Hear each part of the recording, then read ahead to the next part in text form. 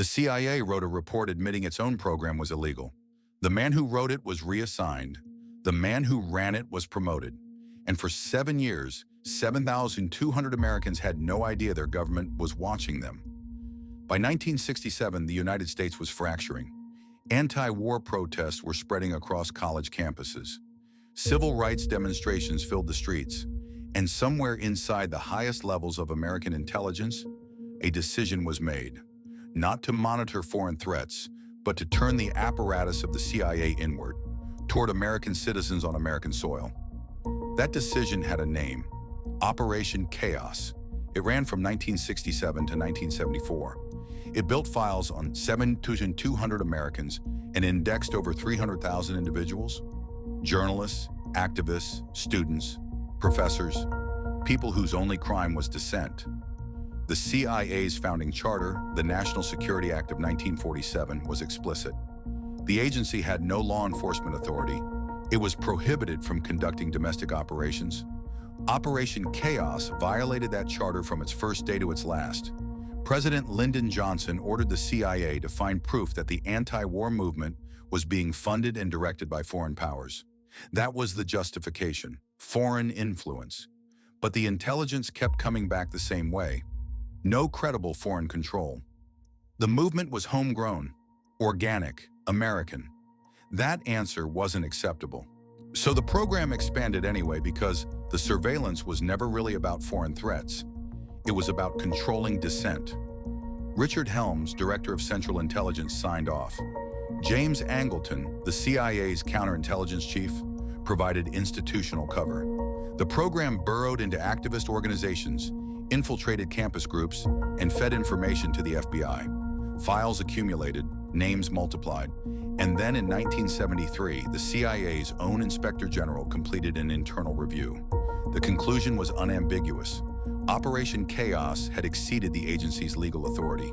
It was domestic surveillance. It was illegal. That report was quietly shelved. The official who authored it was reassigned, and the man who had directed Chaos was elevated to Deputy Director of Central Intelligence. They didn't shut it down in disgrace. They rewarded it. Operation Chaos did not begin as a rogue operation run by paranoid men in dark rooms. It began with a presidential order. Lyndon Johnson, convinced that the anti-war movement was being steered by foreign communist hands, directed the CIA in 1967 to find the evidence. Richard Helms, then Director of Central Intelligence, knew the assignment crossed a legal boundary. The CIA's 1947 charter explicitly prohibited domestic operations. Helms ordered the program anyway and handed it to counterintelligence chief James Angleton, a man who had spent his entire career seeing infiltration everywhere he looked. Chaos was built on suspicion as methodology. If you marched against the war, you were a data point. If you organized, you were a subject. Within months, the program had opened files on thousands of American citizens who had committed no crime beyond political dissent. The scale of what they built is difficult to absorb. By 1974, Operation Chaos had accumulated files on 7,200 individuals and 1,000 domestic organizations. Not foreign agents, not suspected spies, American citizens, students, journalists, veterans, ministers. The program maintained a computer database called Hydra, cross-referencing names, associations, travel records, and personal relationships. Informants were recruited from within activist groups and sent back in. Mail was monitored. Phones were tapped through coordination with the NSA under a parallel program called Minaret. They were not looking for crimes. They were mapping the architecture of dissent itself, cataloging anyone who might one day become inconvenient. What makes Chaos different from other surveillance programs is that the CIA knew it was illegal while it was happening. Internal memos from as early as 1969 show analysts raising concerns about whether the program met the threshold for legitimate foreign intelligence work. The answer, documented in their own paperwork, was that it did not. The foreign communist conspiracy Johnson had demanded evidence for was never found. There was no Soviet hand directing American protesters. The CIA's own analysts concluded the anti-war movement was organic, homegrown, and protected by the First Amendment. That conclusion was buried. The program continued for 4 more years after the agency internally confirmed it had no legal basis to exist. When the church committee began pulling the thread in 1975, they found the internal review that should have ended everything. A CIA officer identified in documents as having authored a formal assessment concluded that chaos constituted illegal domestic surveillance and violated the agency's foundational charter. That officer was quietly reassigned. Richard Helms, the man who authorized the program and kept it running after his own analysts told him it was unlawful, was not disciplined.